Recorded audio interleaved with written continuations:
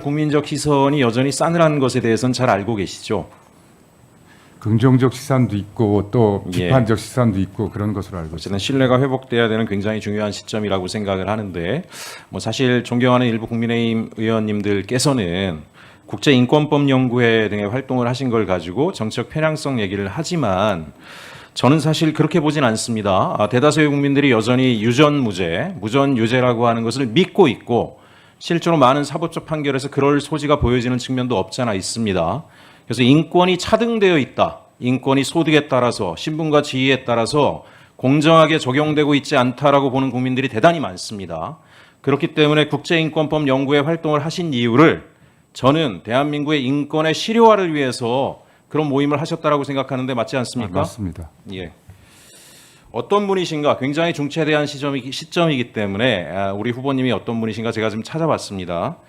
과거에 2024년에 별건 구속자도 필요적 국선 변호인 대상으로 포함한다라고 하는 판결에 참여하셨더라고요.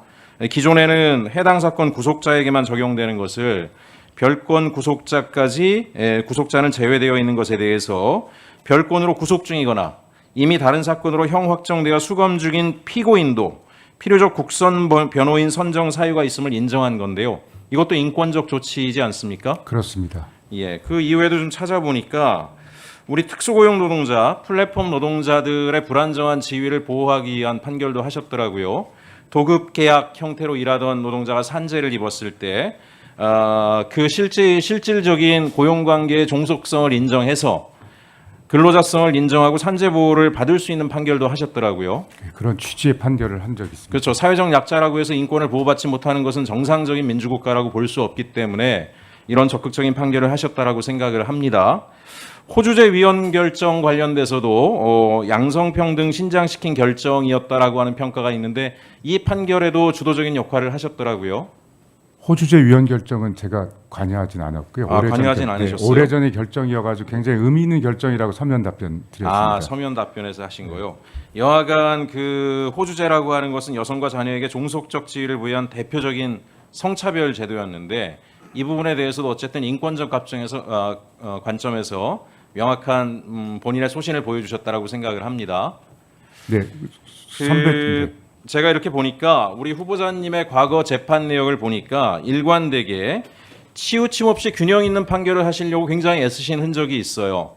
저는 두 가지 측면을 발견을 했습니다. 첫 번째는 국민의 기본권인 인권 중심의 판결을 하겠다라고 하는 소신이 곳곳의 판결에서 드러나고 있고 또 자기 방어권이 취약한 사회적 약자를 보호하고 배려하려고 하는 그런 판결도 많이 하셨더라고요.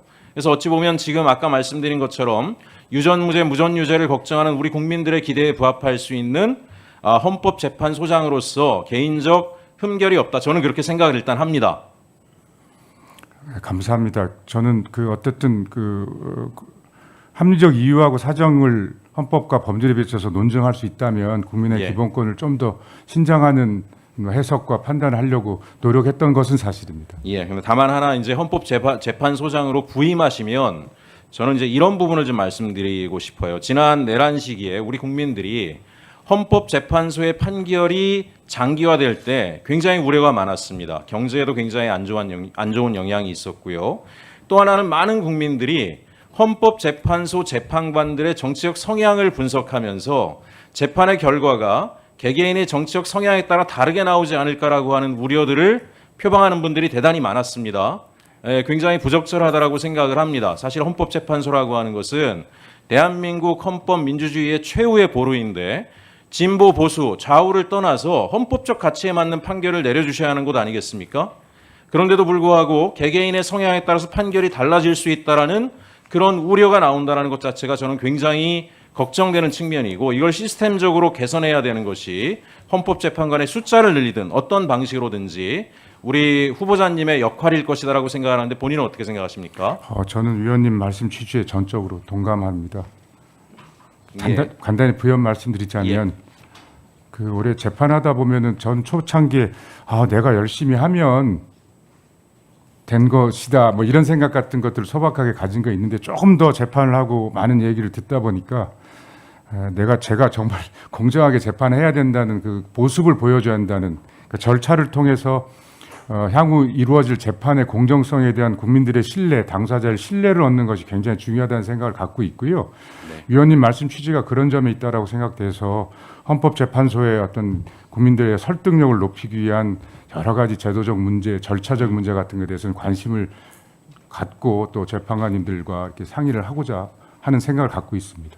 예, 어쨌든 시스템적으로 그런 우려가 국민들에게 더 이상 나오지 않도록 헌법재판소의 신뢰를 높이는데 굉장히 중요한 역할을 해주시길 바라고요.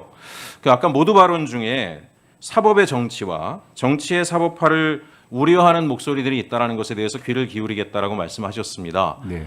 좋은 관점이라고 생각하는데 저는 사실 개인적으로 어설픈 중립이 헌법적 가치에 부합하는가에 대해서 이견이 있습니다. 예를 들면 정치적 대립 갈등에 있어서 관여하면 정치적 편향이냐? 그렇지 않다라고 봅니다. 예를 들어서 사적 이익을 위해서 정치 권력의 사유화, 남용, 헌법적 질서를 유린하는 그런 세력과 헌법적 가치를 존중하고 지키려고 하는 정치 세력이 대립할 때는 그때는 막연한 정치적 중립을 해야 되는 것이 아니라 헌법재판소가 신속하게 개입해서 헌법적 가치에 기초한 판단을 내려주고 국가가 민주공화정으로서의 기본 질서들을 빠르게 유지할 수 있도록 해줘야 되는데 그런 시기에도 장기적으로 중립적이라고 하는 그런 애매모호한 태도를 유지하면서 시간을 끌어가는 것이 과연 헌법재판소가 할 일인가에 대해서는 많은 우려를 좀 하고 있습니다.